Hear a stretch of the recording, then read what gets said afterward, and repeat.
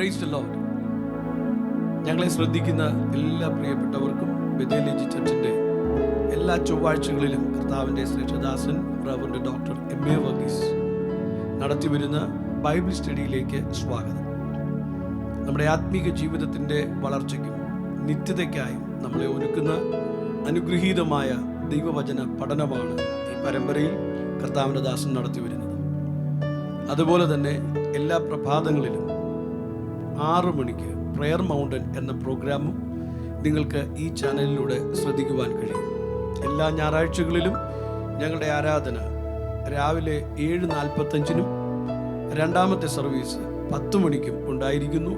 വന്ന് ആരാധിച്ച് അനുഗ്രഹം പ്രാപിക്കുവാൻ കഴിയുന്നവർ കടന്നു വരിക, ആരാധിക്കുക, അനുഗ്രഹം പ്രാപിക്കുക, സൗഖ്യം പ്രാപിക്കുക. ദൈവം എല്ലാവരെയും ധാരാളമായിട്ട് അനുഗ്രഹിക്കുമാറാകട്ടെ. ഇന്നത്തെ വചന പഠനത്തിലേക്ക് നമ്മൾ പ്രവേശിക്കുന്നതിന് മുൻപ് അല്പനിമിഷം നമുക്ക് ഒരുമിച്ച് നമ്മുടെ ഹൃദയങ്ങളെ ഏകാഗ്രമാക്കി ദൈവത്തെ ആരാധിക്കാം, ദൈവത്തെ സ്തുതിക്കാം. അതിനായി നിങ്ങളെല്ലാവരെയും ഞങ്ങൾ സദയം ക്ഷണിക്കുന്നു. ദൈവം എല്ലാവരെയും അനുഗ്രഹിക്കുമാറാകട്ടെ. Thank you Jesus. Glory to God. Hallelujah.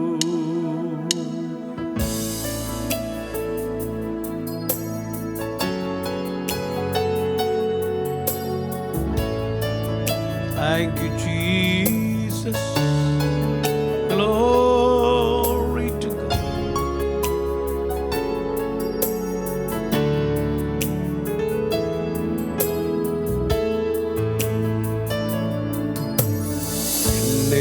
നടത്തും ആ പൊന്നുകരമോ ഒരു നാളിലും കുറുകിയിട്ടില്ല.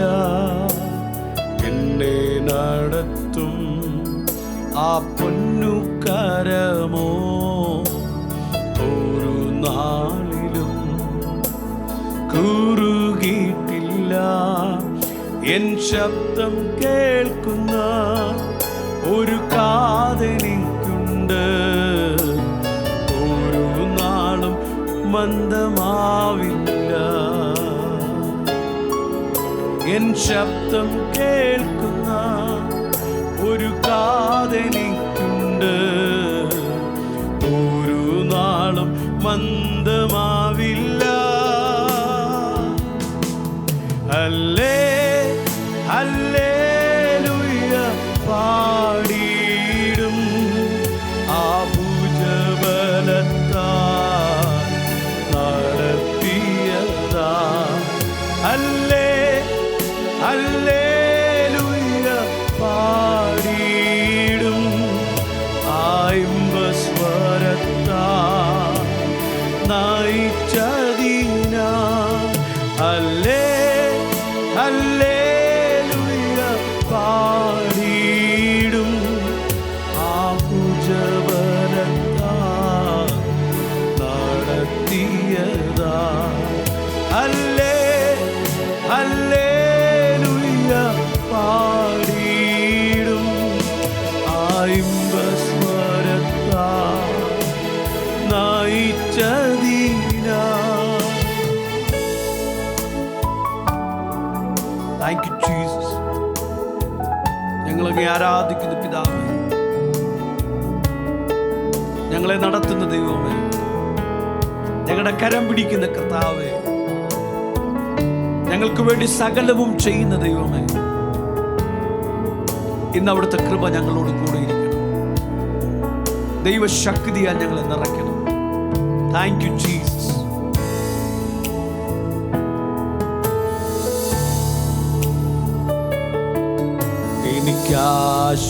എനിക്കാശ്വസിപ്പാൻ ഒരു സങ്കേതമുണ്ട്, ഒരു നാളിലും വാതിൽ അടയുകില്ല. എനിക്കാശ്വസിപ്പാൻ ഒരു സങ്കേതമുണ്ട്, ഒരു നാളിലും വാതിൽ അടയുകില്ല. എൻ തല ചായ്പാൻ ഒരു മാർവിടമുണ്ട്, ചൂട് നൽകും യേശുവിൻ മാർവ്. എൻ തല ചായിപ്പാൻ ഒരു മാർവിടമുണ്ട്. ചൂട് നൽകും യേശുവിൻ മാർവ്. ഹല്ലേലൂയ പാടിടും ആ ഭുജബലത്താൽ നയിച്ചതിനാൽ. ഹല്ലേലൂയ പാടിടും ആ ഇമ്പസ്വരത്താൽ നയിച്ചതിനാൽ. ഹല്ലേലൂയ പാടിടും ആ ഭുജബലത്താൽ നടത്തിയതാൽ. ഹല്ലേലൂയ പാടിടും ആ ഇമ്പസ്വരത്താൽ നയിച്ചതിനാൽ.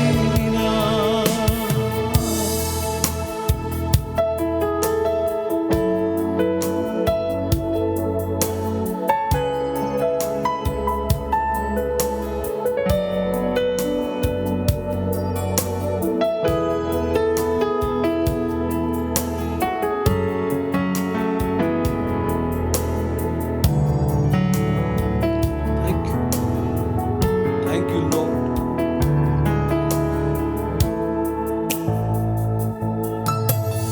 ഉന്നം വച്ച വൈരിയൻ കണ്ണിൻ മുൻപിൽ പതറാതെ. ഉന്നം വച്ച വൈരിയൻ കണ്ണിൻ മുൻപിൽ പതറാതെ.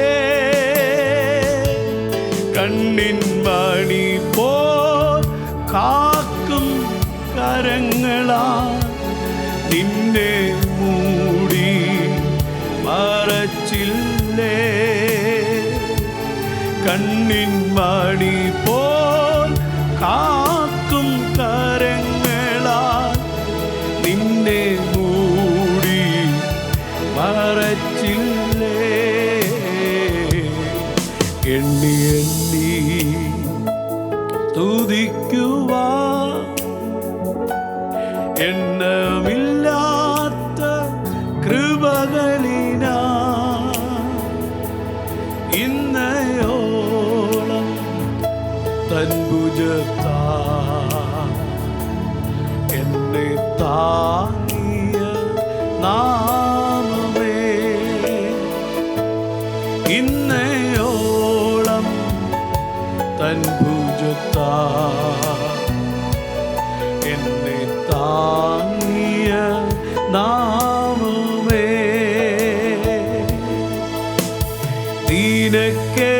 നിനക്കെതിരായി വരും ആയുധം ഫലിക്കുകയില്ല.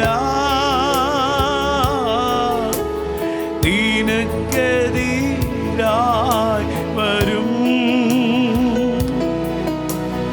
ആയുധം ഫലിക്കുകയില്ല.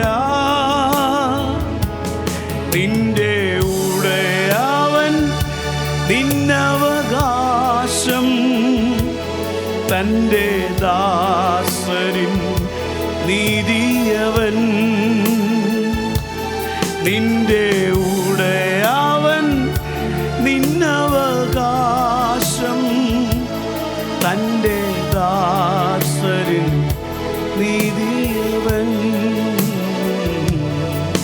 എണ്ണി എണ്ണി സ്തുതിക്കുവാൻ എണ്ണമില്ലാത്ത കൃപകളിനാൽ ഇന്നയോളം തൻ ഭുജത്താൽ എന്നെ താങ്ങിയ നാമമേ.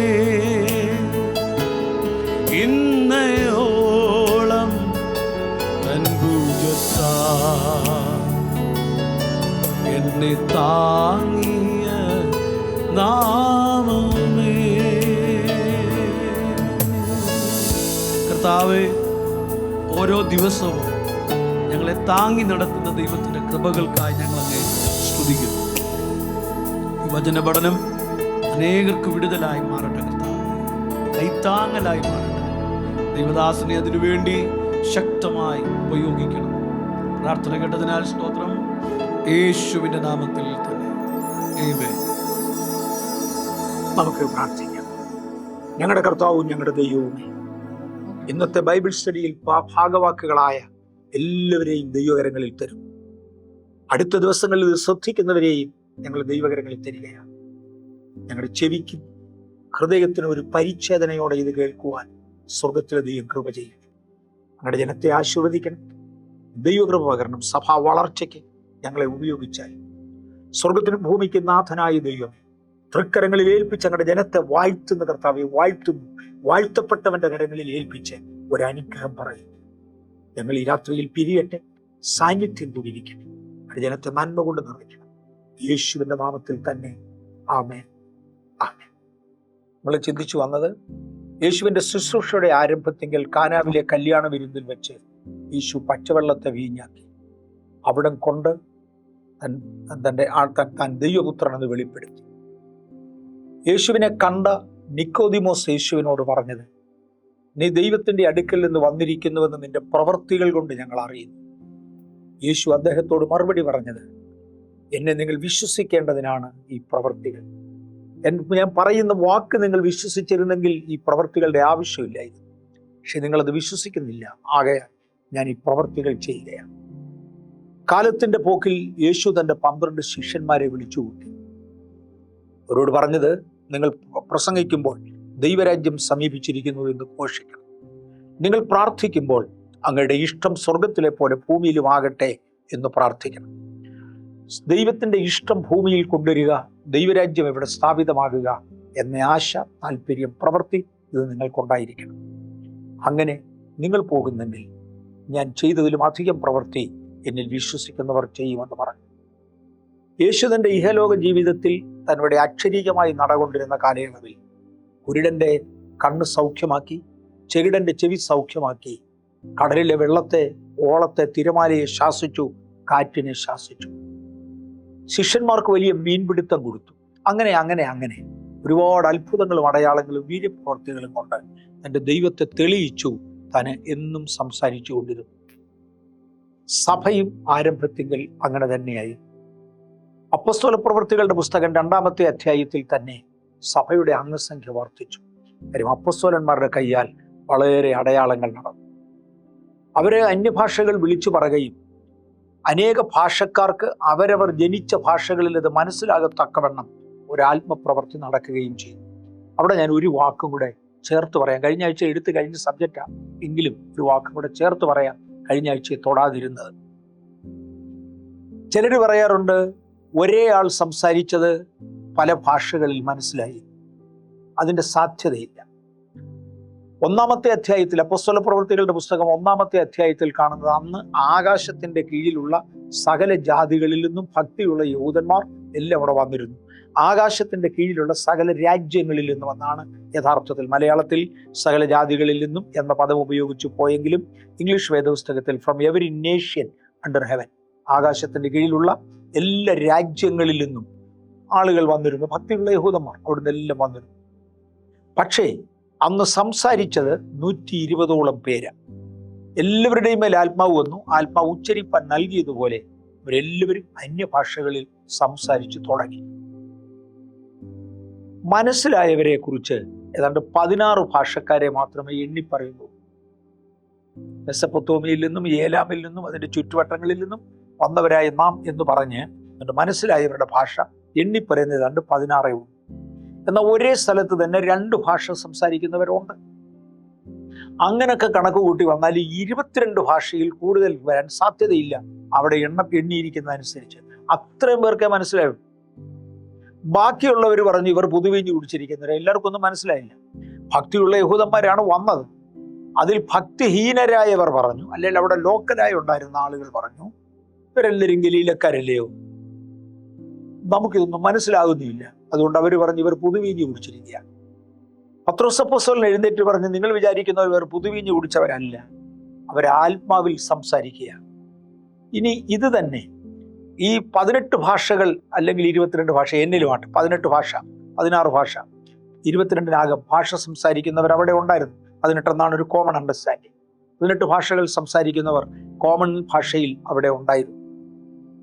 ഈ 120 പേരും അന്യഭാഷ സംസാരിച്ച കൂട്ടത്തിൽ ഒരുത്തൻ ഏലാമിലെ ഭാഷയായിരിക്കും പറഞ്ഞത്, വേറൊരുത്തൻ പംഫുല്യയിലെ ഭാഷയായിരിക്കും പറഞ്ഞത്, ഒരുത്തൻ മക്കദോന്യയിലെ ഭാഷയായിരിക്കും പറഞ്ഞത്.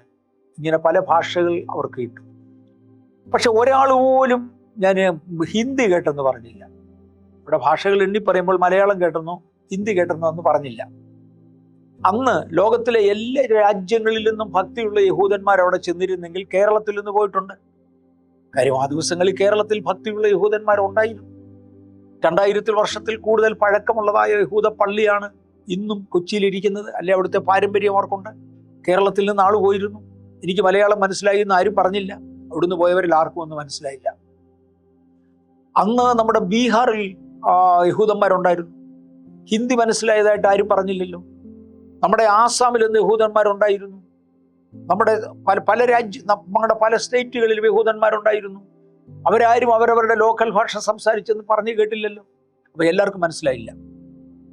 മനസ്സിലാകാതെ വന്നവർ ഇവർ പുതുവീഞ്ഞ് കുടിച്ചവരാന്ന് പരിഹസിച്ചു പറഞ്ഞു. അന്യഭാഷ ആരംഭിച്ച് അന്ന് തന്നെ പരിഹാസവും തുടങ്ങി. ഇത് രണ്ടും കൂടെ ഒന്നിച്ചാ വരുന്നത്. അന്യഭാഷകളിൽ സംസാരിച്ചു തുടങ്ങി എന്നാണ് പറയുന്നത്, നിർത്തി എന്നല്ല. അന്യഭാഷകളിൽ സംസാരിച്ചു തുടങ്ങി. പരിഹാസവും അന്ന് തന്നെ തുടങ്ങി. പരിഹാസികൾ എല്ലാ കാലത്തും ഉണ്ട്. സാത്താനെ തന്നെ വിളിക്കുന്ന പരിഹാസി എന്നാണ്. ഇത് രണ്ടും ഒരുമിച്ച് നടന്നുകൊണ്ടിരുന്നു. എല്ലാവർക്കും മനസ്സിലായില്ല. ഒരുവൻ ഒരു പക്ഷെങ്കിൽ ഒരു ഭാഷ സംസാരിച്ചു കാണും, വേറൊരുവൻ പക്ഷെങ്കിൽ വേറൊരു ഭാഷ സംസാരിച്ചു കാണും. ഞാൻ കൽക്കട്ടയിൽ ജോലി ചെയ്തിരുന്ന കാലത്ത് അസംബ്ലീസ് ഓഫ് ഗോഡിന്റെ റോയിഡ് സ്ട്രീറ്റിലുള്ള ആ ചർച്ചിലാണ് ഞാൻ ആരാധിച്ചിരുന്നത്, കൽക്കട്ട അസംബ്ലീസ് ഓഫ് ഗോഡ്. അതിന് ഒരു സ്കൂൾ ഉണ്ടായിരുന്നു. ആ സ്കൂളിൽ ജോലി ചെയ്തിരുന്ന ഒരു ആൻറ്റി ഉണ്ട്. ഞാനിന്ന് പേര് പറയാൻ മടിക്കുന്നു. എന്തെങ്കിലും കാരണവശാൽ ആ കുഞ്ഞുങ്ങൾക്ക് അത് ഇഷ്ടപ്പെടാതെ പോയാൽ. ആ ആൻറ്റിയുടെ ഒരു മോൻ ഇപ്പം ബാംഗ്ലൂരിലുണ്ട്. ആ ആൻറ്റി അന്ന് അന്യഭാഷ സംസാരിക്കുമ്പോൾ ചൈനീസ് ഭാഷ സംസാരിച്ചിരുന്നതായി ചൈനീസ് ഭാഷ അറിയാവുന്നവർ പറയുന്നു. ആൻറ്റി അന്യഭാഷയിൽ സംസാരിക്കുന്ന സമയത്ത് ചൈനീസ് ഭാഷ അറിയാവുന്നവർ അവിടെ ഇരുന്നവർക്ക് മനസ്സിലായി ഇവൻ ചൈനീസ് ഭാഷയിലാണ് സംസാരിക്കുന്നത്. ഈ കഴിഞ്ഞ ഒരു ദിവസവും ന്യൂസ് പേപ്പറിനകത്ത് അന്യഭാഷയെക്കുറിച്ച് പറഞ്ഞപ്പോൾ ഇന്നാര് അന്യഭാഷ സംസാരിച്ചത് ഇന്ന വാക്കുകളിലായിരുന്നു, റെക്കോർഡ് ചെയ്തു എന്നൊക്കെ പറഞ്ഞു. അതിൻ്റെ വ്യാഖ്യാനം പോയി എന്നും പറഞ്ഞു. ഞാൻ വായിച്ചതാണ് ഏതോ ഒരു ന്യൂസ് പേപ്പറിൽ, എവിടെയാണെന്ന് ഓർക്കുന്നില്ല. ഒരു കഴിഞ്ഞ 10 വർഷത്തിനകം അതിന് ഒരു മിലിറ്ററിക്കാരൻ കൊടുത്തിരിക്കുന്ന മറുപടി കേട്ടു. ഇത് ഞാൻ സെർവ് ചെയ്തിട്ടുള്ള ഒരു ഏരിയയിലെ ഭാഷയാണെന്നും ആ ഭാഷയിൽ ഈ പറഞ്ഞ വാക്കിന് ഏറെക്കുറെ അതേ അർത്ഥമാണെന്നും. കറക്റ്റ് ട്രാൻസ്ലേഷൻ അല്ല ഇവർ പറയുന്നത്, ഇന്റർപ്രിട്ടേഷനാണ്, വ്യാഖ്യാനമാണ് അവർ പറയുന്നത്. അതിലെ പ്രധാന വാക്കുകൾ ഉദ്ധരിച്ചുകൊണ്ട് അതിൻ്റെ വ്യാഖ്യാനമാണ് അവർ പറയുന്നത്. ഇന്നും വ്യാഖ്യാനപരമുണ്ട്. ആ വ്യാഖ്യാനപരം ഉള്ളവർ ഇന്നും വ്യാഖ്യാനിക്കുന്നുണ്ട്. വ്യാഖ്യാനിക്കാതെ തന്നെ മനുഷ്യന് മനസ്സിലാകുന്ന ഭാഷ അന്ന് പറയുവാൻ കൃപയാൽ കർത്താവ് ഒന്ന് കൃപ കൊടുത്തു. ഞാൻ ന്യൂഡൽഹിയിലായിരുന്ന സമയത്ത് അധികമാരും കയറി വരാൻ സാധ്യതയില്ലാത്ത വയലിൻ്റെ നടുവിലുള്ള ഒരു പ്ലിന്തിൽ ഇരുന്നു കൊണ്ട്, ഒരു ഉയർന്ന സ്ഥലത്തിരുന്നു കൊണ്ട് ഞാനും എൻ്റെ 2-3 സ്നേഹിതന്മാരുമായി രാത്രിയിൽ അല്പസമയം പ്രാർത്ഥനയ്ക്കെടുത്തു. എൻ്റെ സഹോദരന്മാരിൽ 1-2 പേർ വളരെ ഉച്ചത്തിൽ അന്യഭാഷ സംസാരിച്ചു. അതൊരു കാട്ടുപ്രദേശം പോലെയാ, വയൽ പ്രദേശം. ന്യൂഡൽഹിയിൽ നിന്ന് 50 കിലോമീറ്ററിന് താഴെ അകലമുള്ള ഒരു സ്ഥലമാണ്. അക്കാലത്ത് അവിടെയൊന്നും വലിയ ആൾപ്പാർപ്പില്ല. അതുകൊണ്ട് വയലിൻ്റെ നടുക്കാരും രാത്രി വരാനില്ല. ഞങ്ങൾ ഉറക്കെ ഇരുന്ന് പ്രാർത്ഥിക്കുകയായിരുന്നു. വന്നാലും ഞങ്ങളെ അറിയുന്നവരാ, കുഴപ്പമില്ല.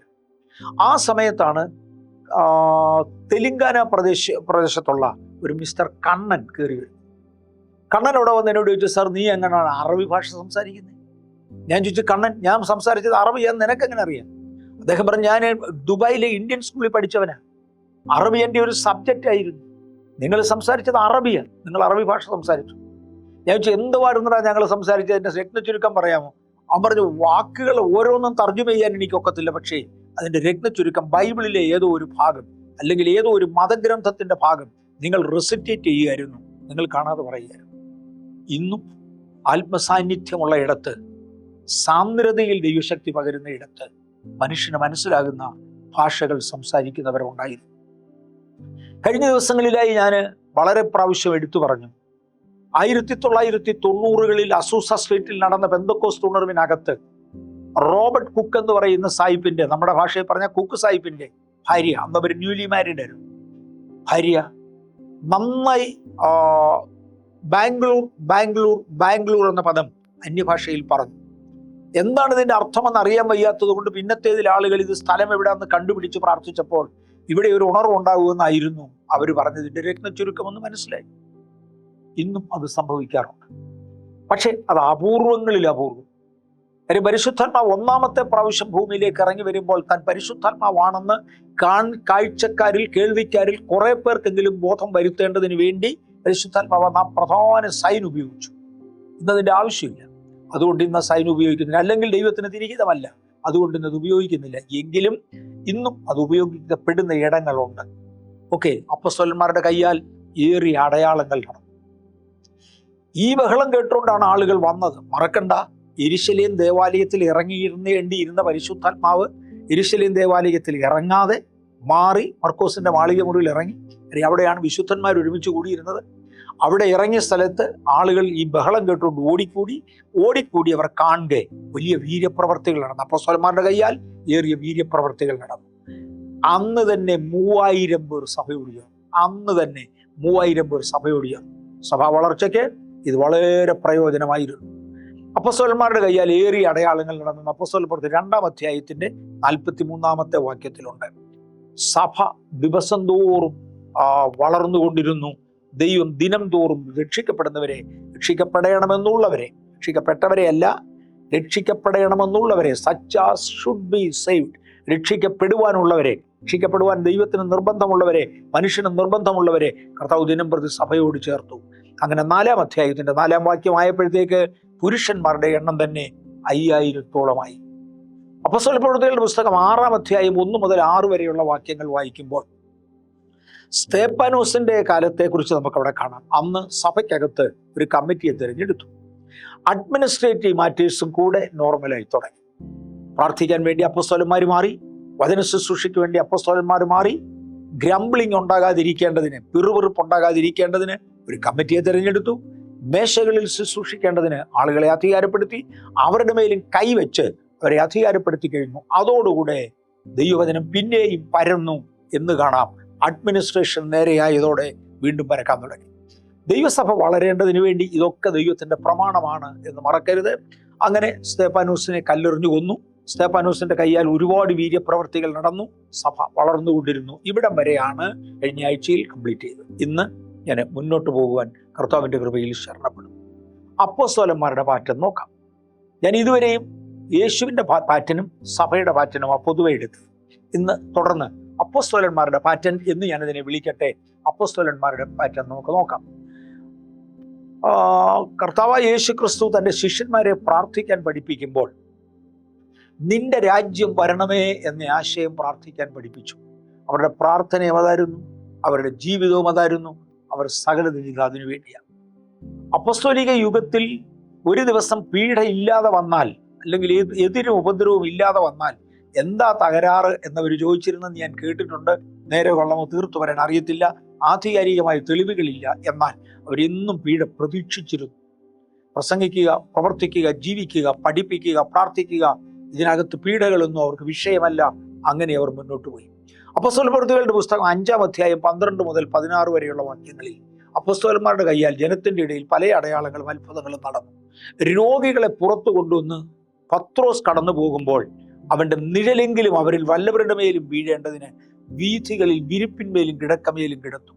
അതുകൂടാതെ യെരൂശലേമിന് ചുറ്റുമുള്ള പട്ടണങ്ങളിൽ നിന്നും പുരുഷാരം വന്നുകൂടി രോഗികളെയും അശുദ്ധാത്മാക്കൾ ബാധിച്ചവരെയും കൊണ്ടുവരികയും അവരെല്ലാവരും സൗഖ്യം പ്രാപിക്കുകയും ചെയ്യും.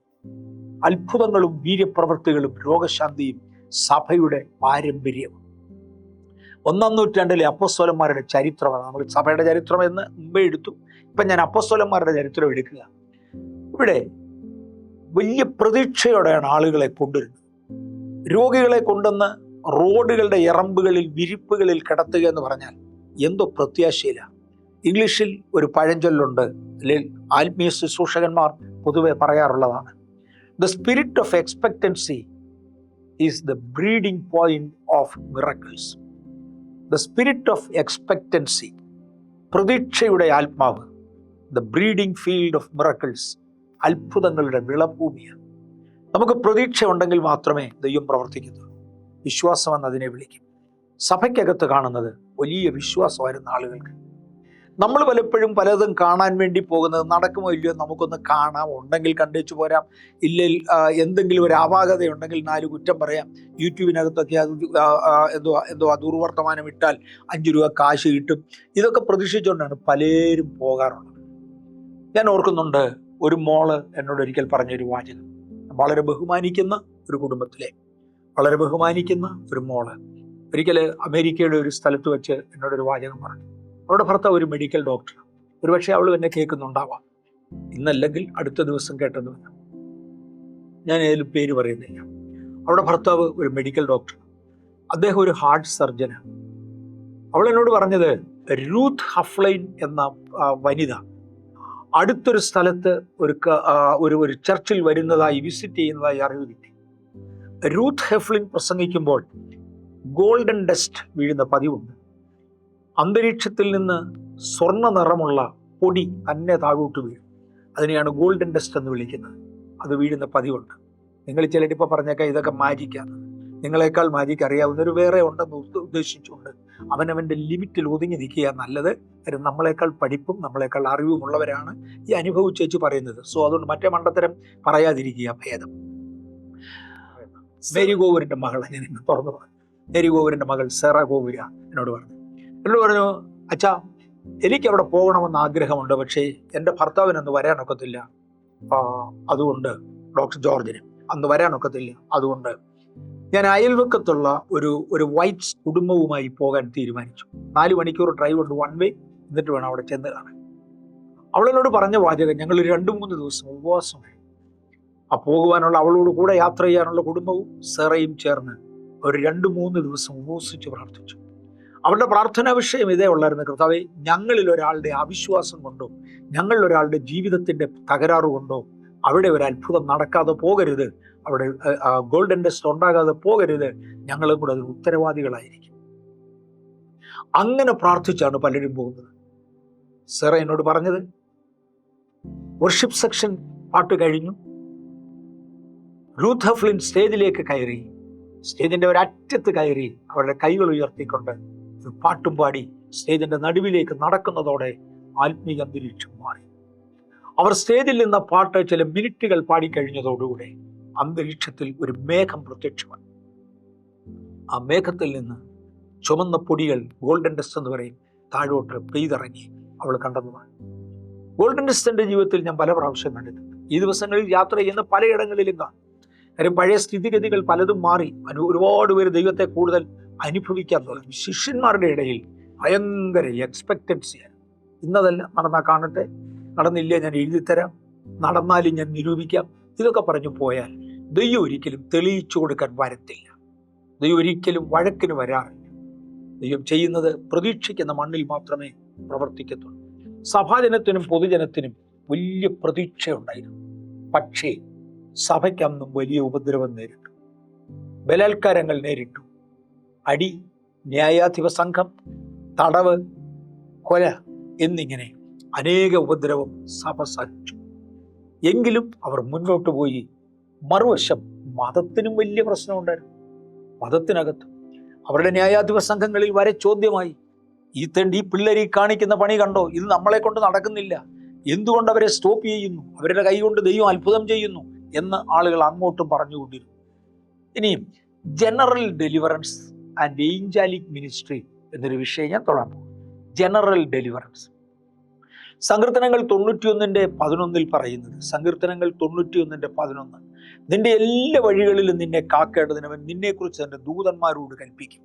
ഇത് പഴയ നിയമത്തിന് വേണ്ടി മാത്രമുള്ള വാക്യമൊന്നുമല്ല. ദൂതന്മാർ പഴയ നിയമത്തിന് മാത്രമുള്ളവരല്ല, അവരെ എല്ലാ യുഗത്തിനും വേണ്ടിയുള്ളവരാണ്. ഈ യുഗത്തിന് വേണ്ടിയും പ്രവർത്തിക്കേണ്ടവരാണ് ദൂതന്മാർ. ദൈവം മനുഷ്യനോട് ഇടപെടുന്ന ദൈവവും അത് തന്നെ, മനുഷ്യവർഗവും ഇത് തന്നെയാണ്. അതുകൊണ്ട് ദൂതന്മാരുടെ ഇടപെടലിന് വ്യത്യാസമില്ല. ആലയത്തിലെ ആരാധനയ്ക്ക് വ്യത്യാസമുണ്ട്, പൗരോഹിത്യത്തിന് വ്യത്യാസമുണ്ട്. കാര്യം ഇടയ്ക്ക് കാൽവറിയിൽ യേശു മരിച്ചതുകൊണ്ട് ദൂതന്മാരുടെ ഇടപെടലിന് യാതൊരു വ്യത്യാസവും പൊതുവേ ഇല്ല. നിന്റെ എല്ലാ വഴികളിലും നിന്നെ കാക്കേണ്ടതിന് അവൻ നിന്നെക്കുറിച്ച് തൻ്റെ ദൂതന്മാരോട് കൽപ്പിക്കും. ദൈവദൂതന്മാർ എനിക്ക് വേണ്ടിയുണ്ട്.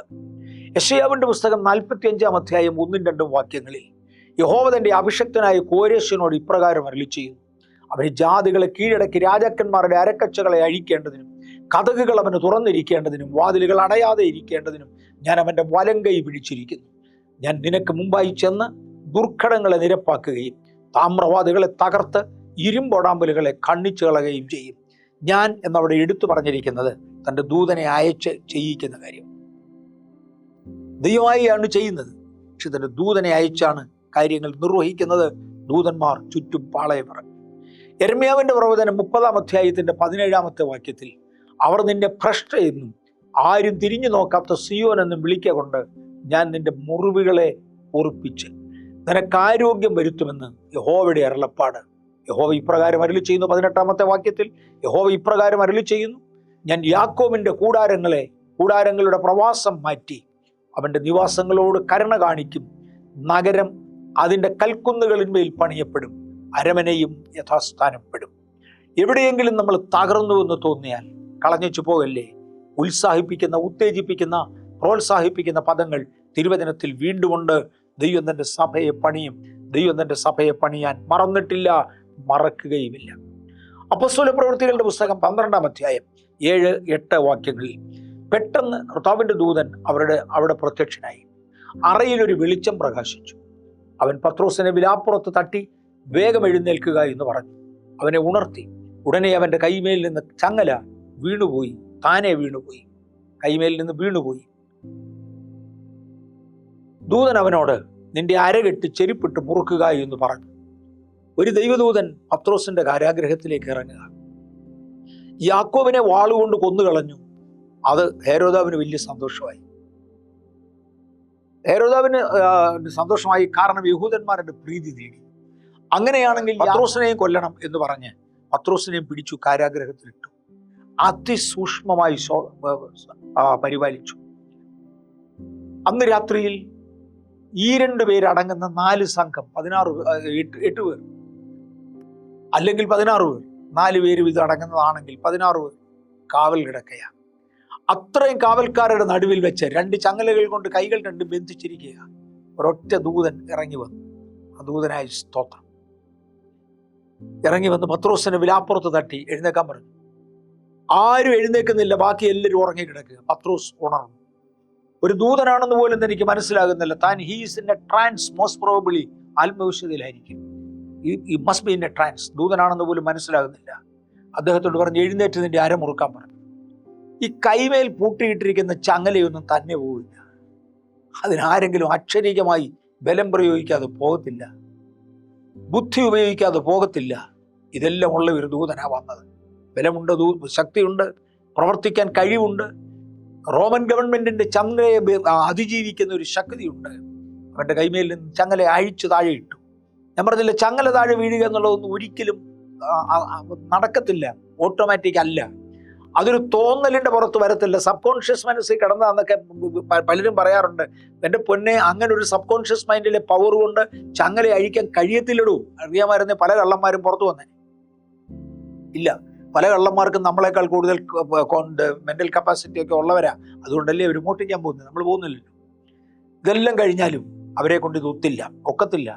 2 ദൂതന്മാർ ഇറങ്ങി വന്നു, ഗൈഡ് ചെയ്തു, ചങ്ങല അഴിച്ചു. പത്രോസിനോട് പറഞ്ഞു, വസ്ത്രം ധരിച്ച് അരമുറുക്ക ചെരുപ്പിട്ട് മുറുക്കടാ. എന്ത് സംഭവിക്കുന്നു എന്ന് അറിയാതെയാണ് അദ്ദേഹം ചെയ്തത്. തുടർന്ന് പത്രോസുമായി മെയിൻ ഗേറ്റ് വരെ വന്നു. മെയിൻ ഗേറ്റ് അവരുടെ മുമ്പിൽ താനെ തുറന്നു. എന്ന് പറഞ്ഞാൽ ഗേറ്റിന്റെ പൂട്ടും തുറന്നു.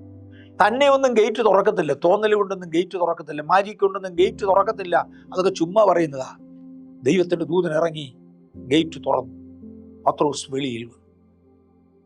ചെന്ന് മർക്കോസിന്റെ മാളിക മുറിയിൽ തന്നെയാണ് ചെന്ന്, മറിയയുടെ വീട്ടിൽ തന്നെ ചെന്നത്. അവിടെ വെച്ച് മുട്ടി, ആ വീടിന് മുട്ടി. ഓക്കെ. അപ്പോസ്തലപ്രവൃത്തികളുടെ പുസ്തകം 27-ാം അധ്യായത്തിന്റെ 23-ാമത്തെ വാക്യത്തിൽ നമ്മൾ എടുത്തുകൊണ്ടിരിക്കുന്നത് ഇടപെടുന്ന ദൈവത്തിന്റെ ദൂതന്മാരുടെ ശുശ്രൂഷ എന്ന സബ്ജക്റ്റാണ്. സഭയുടെ ഹിസ്റ്ററി അത്. അപ്പോസ്തല പ്രവൃത്തി 27:23 എൻ്റെ ഉടയവനും ഞാൻ സേവിച്ചു നിൽക്കുന്നവനുമായ ദൈവത്തിന്റെ ദൂതൻ ഈ രാത്രിയിൽ എൻ്റെ അടുക്കൽ നിന്നു. പൗലോസ് അപ്പോസ്തലന്റെ അനുഭവമാണ്. കപ്പൽ ഛേദത്തിൽ അകപ്പെട്ടു, ഉള്ളതെല്ലാം നഷ്ടമായി, ഭയങ്കര തണുപ്പും പ്രയാസവും തനിക്ക് നേരിട്ടുകൊണ്ടിരിക്കുകയാണ്.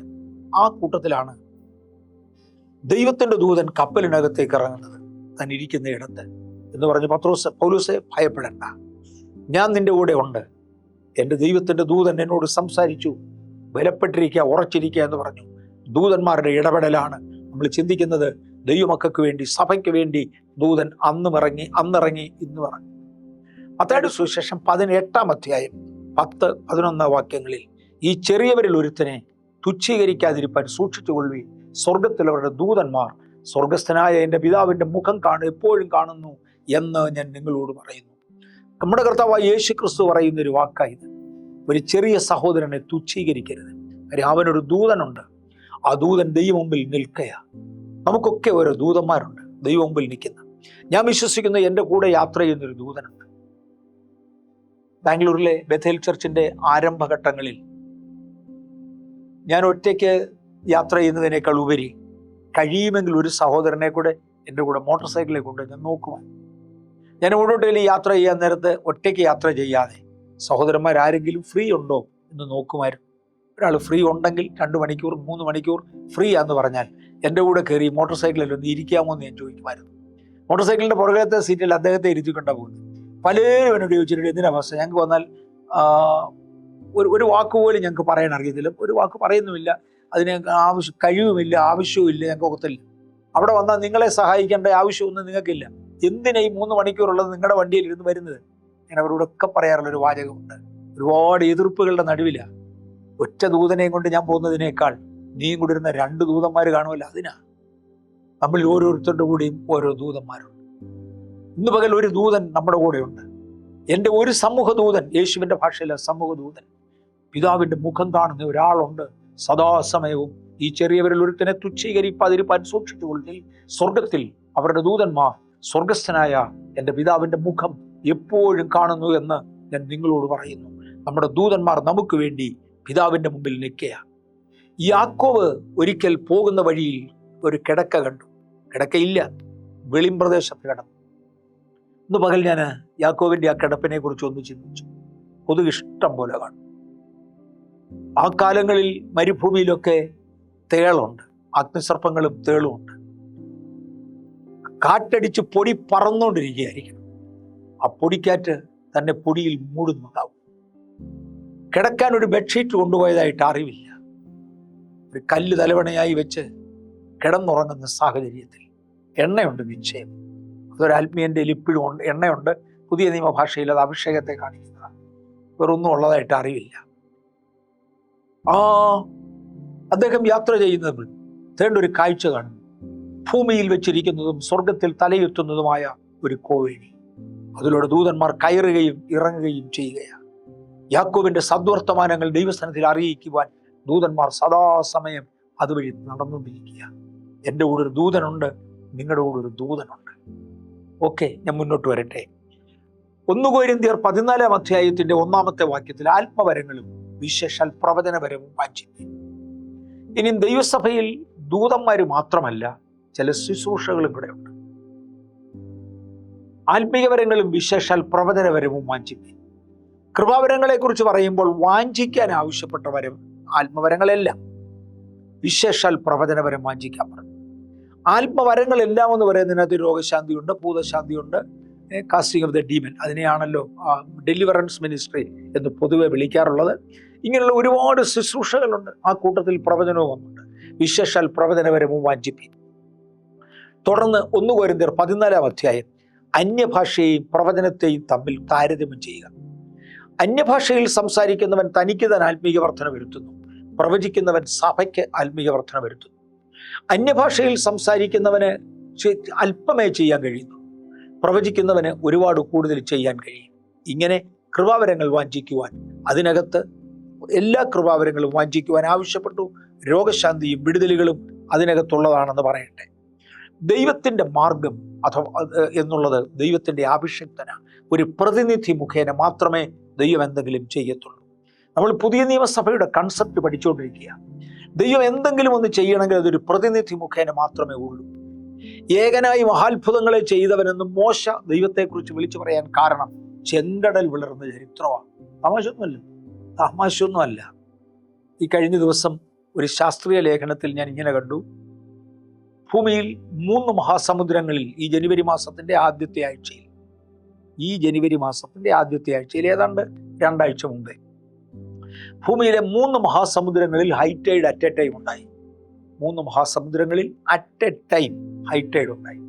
അവർ പറയുന്നത് അത്രയും ഹൈറ്റൈഡ് ഒരുമിച്ച് വരണമെന്നുണ്ടെങ്കിൽ ആവശ്യമുള്ള എനർജി ഹ്യൂജ് എമൗണ്ട്. അതിന് താരതമ്യം ചെയ്യാൻ ഒന്നുമില്ല. അവർ പറയുന്നത് ഭൂഗോളത്തെ ഇരിക്കുന്ന സ്ഥലത്ത് നിന്നും ഏറെക്കുറെ 1 മീറ്റർ ഉയരത്തിൽ കൊണ്ടുപോകാൻ ആവശ്യമുള്ള ശക്തി വേണം. ഈ ബ്രഹ്മാണ്ഡം പിടിച്ച ഭൂഖണ്ഡത്തെ പൊക്കിയെടുക്കാനുള്ള ശക്തി, 1 മീറ്റർ കളത്താനുള്ള ശക്തി വേണം ഈ 3 മഹാസമുദ്രങ്ങളിൽ അറ്റ് എ ടൈം ഹൈറ്റൈഡ് ഉണ്ടാകണമെങ്കിൽ. കഴിഞ്ഞ ദിവസം യൂട്യൂബിലൊരു അനൗൺസ്മെന്റ് കണ്ടു. എത്ര കണ്ട് നേരാന്നൊന്നും എനിക്ക് അറിഞ്ഞുകൂടാ. സൂര്യൻ ഭൂമിയിൽ നിന്ന് അകന്നു തുടങ്ങി ഈ ആഴ്ച. അത് ഓഗസ്റ്റ് മാസം വരെ കാണുമെന്നാ പറഞ്ഞത്. അകന്നുകൊണ്ടിരിക്കുകയാണ്. ഓക്കെ, അതുകൊണ്ട് തണുപ്പുണ്ടാകാം. ഭൂമി മണ്ഡലം പൊതുവെ മൊത്തത്തിൽ തണുത്തെന്ന് വരാം. ഈ വർഷം തണുപ്പ് പൊതുവെ കൂടുതലാണ്. അതിൻ്റെ മണ്ടയ്ക്കാണ് ഇതും കൂടെ വരാൻ പോകുന്നത്. ഗതികേടോ നന്മയോ ദൈവത്തിന് മാത്രം അറിയാം. വന്നാൽ എനിക്കറിഞ്ഞുകൂടാ. കണ്ടു. ഇതിനൊക്കെ ആവശ്യമുള്ള പവർ ദൈവത്തിൻ്റെ ഉണ്ട്. ഈ ചെങ്കടലൊന്ന് പിളർന്നെടുക്കണമെന്നുണ്ടെങ്കിൽ എന്നെ പവർ വേണം. ആ പവർ എക്സേർട്ട് ചെയ്താണ് ചെങ്കടൽ പിളർന്നത്. അതിനൊരു കാറ്റ് ദൈവം ഉപയോഗിച്ച് ഒരു കിഴക്കൻ കാറ്റടിച്ചു. കിഴക്കൻ കാറ്റിനും ഭയങ്കര ശക്തിയാണ്. അതിനകത്ത് സമുദ്രം പിളർന്നു. മോശ തിരിച്ചൊരൊറ്റ പ്രാർത്ഥനയാണ് ദൈവത്തെ സ്തുതിച്ചുകൊണ്ട്, ദൈവമേ, ഏകനായി മഹാത്ഭുതങ്ങളെ പ്രവർത്തിച്ചവനേ. മോശ ദൈവത്തോട് അങ്ങ് ഏകനായിയാണ് ചെങ്കടൽ പിളർന്ന് മഹാത്ഭുതം ചെയ്തതെന്ന് പറഞ്ഞാൽ ദൈവം തിരിച്ചു പറയും, മോശെ, നീ മുഖേനയാടാ ഞാനാ ചെയ്തത്, പക്ഷെ നീ മുഖേനയാണ്. മോശയുടെ കൈ നീട്ടിയിരുന്നില്ലെങ്കിൽ, വടി നീട്ടിയിരുന്നില്ലെങ്കിൽ ചെങ്കടൽ പിളർക്കത്തില്ല. ദൈവത്തിന് എന്തെങ്കിലും ചെയ്യണമെങ്കിൽ ഒരഭിഷിക്തനെ വേണം. സഭയുടെ ചരിത്രം അതാ. എവിടെ ദൈവത്തിന്റെ അഭിഷിക്തന്മാർ? എവിടെ ദൈവത്തിന്റെ മോശമാണ്? ദൈവത്തിന് വാഗ്ദത്ത ദേശം പകുത്തു കൊടുക്കണമെങ്കിൽ ദൈവം അയച്ച ഒരു യോശുവ വേണം. എവിടെ ഈ തലമുറയുടെ യോശുവമാണ്? നമ്മുടെ ഇടയിലുണ്ട്. നമുക്കൊന്ന് എഴുന്നേറ്റ് വരാം. ദൈവസഭയുടെ ചരിത്രം, അത്ഭുതങ്ങളുടെ ചരിത്രം സൃഷ്ടിച്ചത് മുഴുവനും ദൈവത്തിന്റെ പ്രതിനിധികളാണ്. ദൈവത്തിന് ഗിദെയോനെ ഉപയോഗിക്കാതെ, ഗിദെയോന്റെ സൈന്യത്തെ ഉപയോഗിക്കാതെ മിദ്യാനെ തിരിച്ചയക്കാൻ പറ്റത്തില്ല. അതെ, ഭാരതത്തിൽ എന്തെങ്കിലും ചെയ്യുവാൻ എന്നെയും നിങ്ങളെയും ദൈവത്തിന് വേണം. ദൈവത്തിന്റെ കയ്യിൽ നമുക്കൊന്ന് പ്രയോജനപ്പെടാം. ഗിദെയോന്റെ സൈന്യത്തെ കൊണ്ടാണ് ദൈവം മിദ്യാന്യരെ ഓടിച്ചത്. മോശയെ കൊണ്ടാണ് ദൈവം കാര്യങ്ങൾ ചെയ്തത്. ഞാൻ മോശയുടെ ചരിത്രത്തിലേക്ക് ഒന്നുകൂടെ വരട്ടെ. പുറപ്പാട് പുസ്തകം 3-ാം അധ്യായത്തിന്റെ 10-ാമത്തെ വാക്യത്തിൽ, വരിക, ഞാൻ നിന്നെ അയക്കും. ഫ്യൂച്ചർ ടെൻസാ, ഭാവി കാലം. പുറപ്പാട് പുസ്തകം 3-ാം അധ്യായം 10-ാം വാക്യം. ആകയാൽ ഇപ്പോൾ വരിക. കം therefore now എന്നൊരു നൗ പ്രയോഗം ഇംഗ്ലീഷിലുണ്ട്, മലയാളത്തിൽ അത് കാണുന്നില്ല. ആകയാൽ ഇപ്പോൾ വരിക. മോനെ, സമയമായി. നീ ജനിച്ചിട്ട് കൊല്ലം 80 ഇതുവരെയും നിന്നെ കൊണ്ടൊരു അങ്ങനെ ഒരു കാര്യം ചെയ്യാൻ ഒത്തിട്ടില്ല. നിന്റെ ജനനത്തിന് മുമ്പേ, അമ്മയുടെ ഉദരത്തിൽ ഉരുവാകുന്നതിന് മുന്നമേ, വേറൊരു ഭാഷയിൽ നിന്റെ മാതാപിതാക്കൾ വിവാഹിതരാകുന്നതിന് മുന്നമേ, മോശയുടെ കാര്യത്തിലൊക്കെ ഡെഡ് അക്യുറേറ്റ് ആയിട്ട് തെളിയിക്കാം. മുന്നമേ ഞാൻ നിന്നെ കണ്ടതാ. ഫറവോന്റെ മുമ്പിൽ അയക്കാൻ, ഇസ്രായേലിനെ വിടിവിക്കുവാൻ ഞാൻ നിന്നെ കണ്ടതാ. പക്ഷേ നിന്നിൽ പ്രവർത്തിക്കുവാൻ എനിക്ക് സമയമായത് ഇപ്പോഴാ, 80 വർഷം കഴിഞ്ഞ. Come therefore now. എനിക്ക് നിന്നോട് തീർക്കാനുണ്ടായിരുന്ന കാര്യങ്ങൾ ഞാൻ പറഞ്ഞു കഴിഞ്ഞു. എനിക്ക് നിന്നിൽ ചില പ്രവർത്തികൾ ചെയ്യാനുണ്ടായിരുന്നത് ചെയ്തു കഴിഞ്ഞു. നിന്റെ കയ്യിലുണ്ടായിരുന്ന വടി നീ തറയിലിട്ട് സർപ്പമാകുന്നത് നീ കണ്ടു. തിരികെ അതിന്റെ വാലിൽ പിടിക്കുവാൻ പറഞ്ഞു, വടി പിടിച്ചു. അത് കയ്യിൽ തലതിരിഞ്ഞെങ്കിലും അത് തിരികെ വടിയാകുന്നത് നീ കണ്ടു. എന്ന് പറഞ്ഞാൽ, വടി തറയിലോട്ടിട്ടാൽ അതിന്റെ തലയാകുന്ന ഭാഗമാണ് സാധാരണഗതിയിൽ കൈ പിടിക്കുന്നത്. വലിപ്പമുള്ള ഭാഗത്താണ് കൈ പിടിക്കുന്നത്, അതായിരിക്കണം തലയായത്. ഇപ്പൊ അതിന്റെ വാലെ പിടിക്കാൻ പറഞ്ഞു. വാലെ പിടിച്ച് മുമ്പിലത്തേതുപോലെ അവന്റെ കയ്യിൽ അത് വടിയായി മാറി. പണ്ട് പിടിച്ചിരുന്നത് തലയ്ക്കാണെങ്കിൽ ഇപ്പം പിടിച്ചിരിക്കുന്നത് വാലിനാണെന്ന് മാത്രം. വടി കയ്യിൽ തലതിരിഞ്ഞു. ഞാനിത് ഭയങ്കര ഗൗരവമായിട്ട് എടുക്കാറുണ്ട്. അവൻ്റെ കൺസെപ്റ്റുകൾ മാറി, കാഴ്ചപ്പാടുകൾ പോയി. മുൻപേ ലാഭമായിരുന്നത് ഇപ്പോൾ ക്രിസ്തു നിമിത്തം ഛേദമെന്നായി. എല്ലാം മാറി മറിഞ്ഞു കഴിഞ്ഞപ്പോൾ യഹോവയായ ദൈവത്തിന്റെ അരുളപ്പാട്, കം therefore now. നിന്റെ പുതിയ നിഗമനങ്ങളിൽ, പുതിയ തീരുമാനങ്ങളിൽ എന്നോടുകൂടെ നീ ആയിത്തീർന്ന സാഹചര്യത്തിൽ മോശെ, ആകയാൽ ഇപ്പോൾ വരിക, ഞാൻ നിന്നെ അയക്കാൻ പോകാം. 3-ാം അധ്യായത്തിന്റെ 10-ാമത്തെ വാക്യം. അയക്കും എന്നേ പറയുന്നുള്ളൂ, അത് ഫ്യൂച്ചർ ടെൻസാ. 4-ാം അധ്യായത്തിന്റെ 11-12 വാക്യങ്ങളിലേക്ക് വരുമ്പോൾ അയച്ചു, ചെല്ലുക എന്ന് പറയുന്നുണ്ട്. ചെല്ലുക. 3-ാം അധ്യായത്തിന്റെ 10-ാമത്തെ വാക്യത്തിൽ ഐ വിൽ സെൻഡ് യു, ഞാൻ നിന്നെ അയക്കും. It's future tense. 4-ാം അധ്യായത്തിന്റെ 11-ാമത്തെ വാക്യം വരുമ്പോൾ ചെല്ലുക, ഞാൻ നിന്നെ അയക്കുക. ആവർത്തന പുസ്തകം 34:10 അയച്ചു, ദൈവം അയച്ചു. വിളിച്ചു, ജനനം കൊടുത്തു, പഠിപ്പിച്ചു, വളർത്തി, ട്രെയിനപ്പ് ചെയ്തു.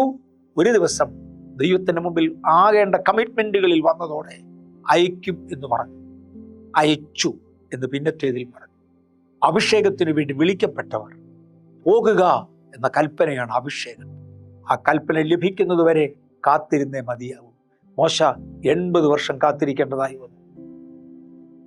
യെശയ്യാവിന്റെ പുസ്തകം 63-ാം അധ്യായത്തിന്റെ 13-ാമത്തെ വാക്യത്തിൽ, യെശയ്യാവ് 63-ന്റെ 13-ാമത്തെ വാക്യത്തിൽ, God sent his right hand, ദൈവം തന്റെ വലങ്കരം അയച്ചു. തന്റെ മഹത്വമുള്ള ഭുജം മോശയുടെ വലങ്കരത്തെങ്കിൽ ചെല്ലുമാറാക്കി. മോശെ, അങ്ങാണ് കൈ നീട്ടിയത്. അങ്ങയുടെ നീട്ടാൻ ആവശ്യപ്പെട്ടു, അങ്ങ് കൈ നീട്ടി. പക്ഷെ അങ്ങ് അറിയാതെ വേറൊരു കൈ കൂടെ ഉണ്ട്. ദൈവം ഒരുവനെ അയച്ചാൽ, ഒരഭിഷക്തനാണെങ്കിൽ അവനോടുകൂടെ വരുന്ന വേറൊരു കൈയുണ്ട്. ആ കൈയാണ് സഭയെ മുഴുവനും നടത്തിയത്. അത് ദൈവത്തിന്റെ കൈയാണ്.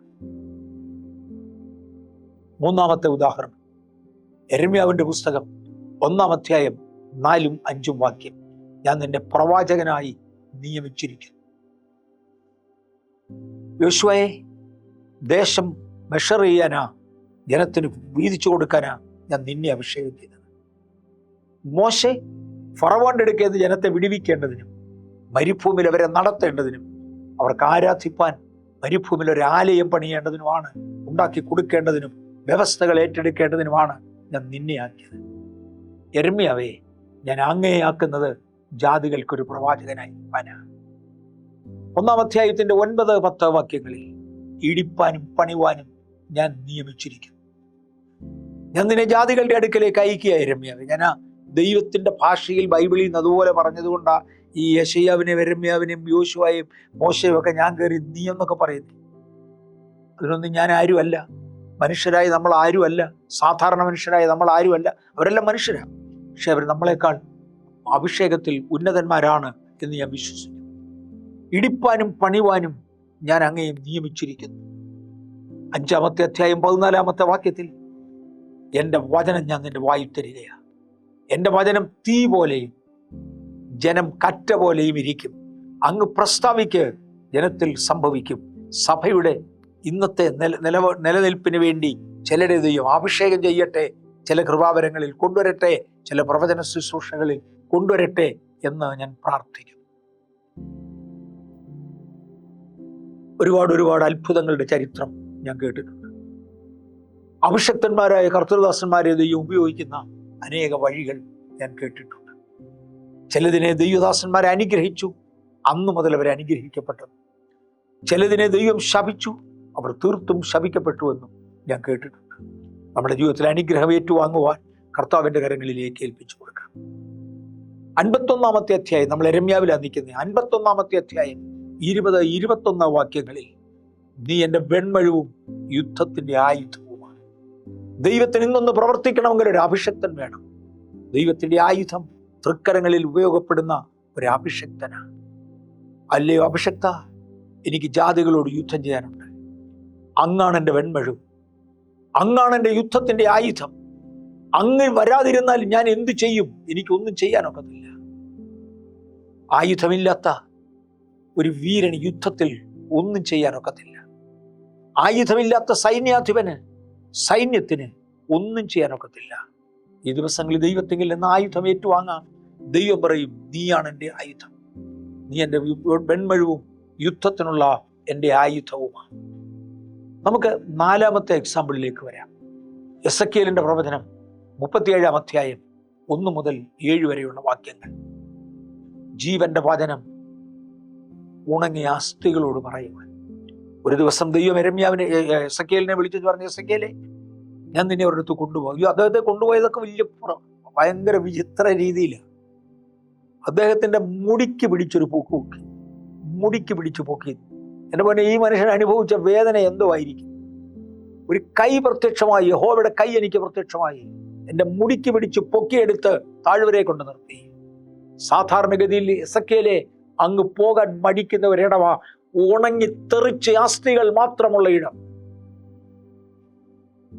ഈ രാത്രിയിൽ ദൈവത്തിന്റെ കൈ ആ പഴയ നിയമസഭയിൽ പ്രവർത്തിച്ചെങ്കിൽ പുതിയ നിയമസഭയിൽ ബന്ധനങ്ങൾ നിനക്കായി കാത്തിരിക്കുന്നു എന്ന് പറയുന്നിടത്ത് ഞാൻ പോകുകയാണെന്ന് പറഞ്ഞ് പോകുന്ന പൗലൂസിനെ പോലെ ഈ ദിവസങ്ങളിൽ പ്രതിസന്ധികളുടെ നടുവിലേക്ക് ഇറങ്ങുവാൻ വേണ്ടി ദൈവം വെച്ചിരിക്കുന്ന ദൈവിക ഉപകരണങ്ങളെ സഭയുടെ മാതൃകയാതാ എന്നെയും നിങ്ങളെയും കൊണ്ട് വേണം ദൈവത്തിന് എന്തെങ്കിലും ചെയ്യുവാൻ.